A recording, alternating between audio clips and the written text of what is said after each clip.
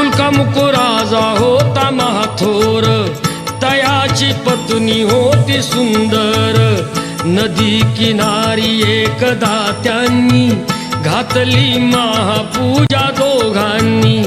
आली एक नौका त्याच मार्गानी, नाव भरलेली पूर्ण द्रव्यानी.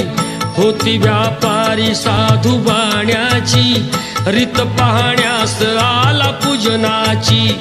उल्कामुकू त्यास बोले ऐकावे, व्रत नारायणाचे आचरावे. मनोइच्छित फळ मागावे, चरणी श्रीहरीच्या लागावे. घराशी आला वाणी परतून, तयाची पत्नी होती शीलवान. तयास नव्हते काही संतान, केला नव